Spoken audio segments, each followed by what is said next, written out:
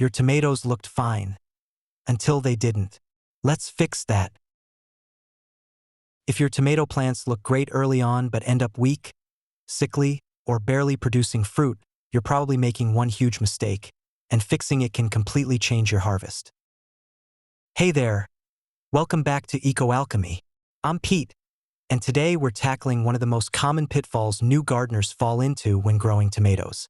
Tomatoes are one of the most rewarding crops you can grow, but they're also one of the most misunderstood.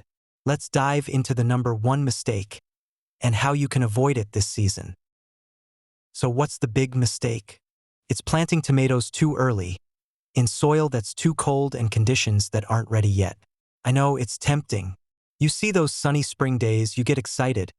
You've got your healthy little seedlings raring to go. And you think, why wait?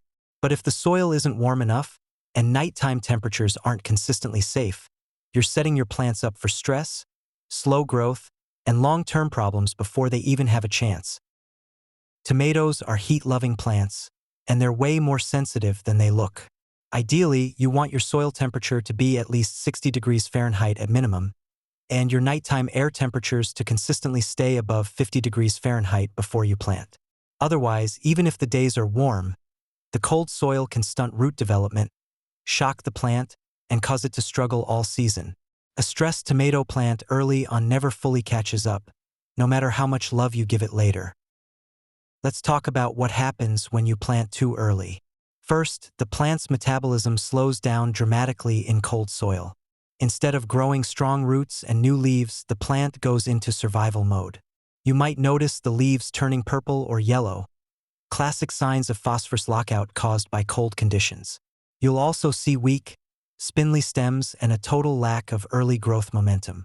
Worse yet, early cold stress makes tomatoes much more vulnerable to diseases like early blight, damping off, and bacterial wilt later in the season.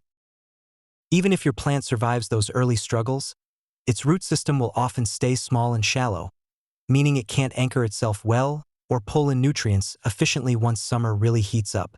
It's a recipe for a disappointing harvest, and all because the timing was off by just a few weeks. The fix is simple but powerful: patience and soil readiness.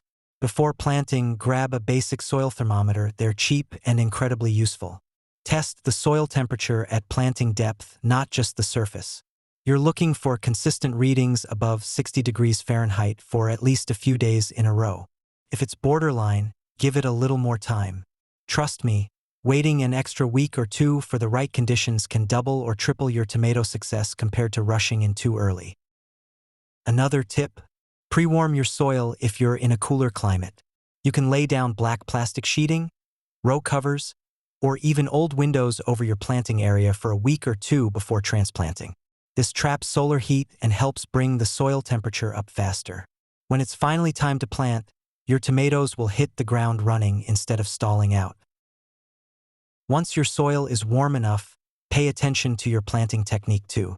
Bury your tomato plants deep, all the way up to the first set of true leaves. Tomatoes are unique in that they grow roots along their buried stems, so planting deep encourages a much stronger, more extensive root system. That means better water absorption, better nutrient uptake, and better support once those heavy fruits start setting. Space your tomatoes properly as well. Crowding them too close together, another beginner mistake, reduces airflow, which increases the chances of fungal diseases. Give indeterminate varieties about 24 to 36 inches apart, and determinates about 18 to 24 inches, depending on the type. Trust me, they'll fill in the space faster than you think once the weather warms up. Feeding matters too, but timing is critical. Tomatoes need some nitrogen early on for leafy growth, but they really thrive when they have access to phosphorus and potassium during flowering and fruiting. Don't dump heavy fertilizer at planting time. Start with a balanced organic fertilizer or compost, and then shift toward a bloom booster formula as flowers start appearing. And let's not forget consistent watering. After planting, keep the soil evenly moist, not soggy, not dry. Deep watering encourages deep roots, and avoiding wild swings in moisture prevents problems like blossom end rot later on. Using mulch like straw, shredded leaves, or grass clippings is another smart move. Mulch keeps the soil warm, suppresses weeds, and locks in moisture where your tomatoes need it most. If you get this early timing right, soil warmth, proper planting depth, smart spacing, and steady care, your tomatoes will reward you like no other plant in the garden.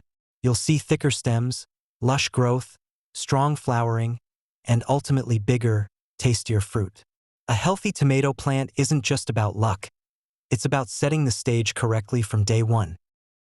And if you're sitting there thinking, "But Pete, I already planted mine a little too early," don't panic. There's still hope. Protect your plants with row covers at night if temperatures dip, add mulch to stabilize soil temps, and be patient. Plants are resilient, but if you haven't planted yet, now you know exactly how to do it right. So to recap, don't rush your tomatoes.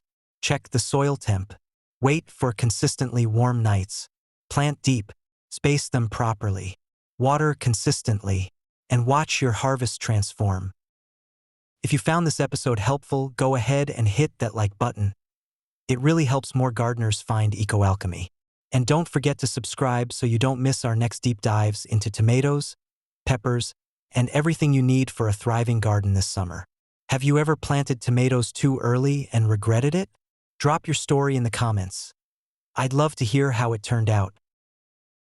And as always, keep your hands dirty and your hearts in the garden.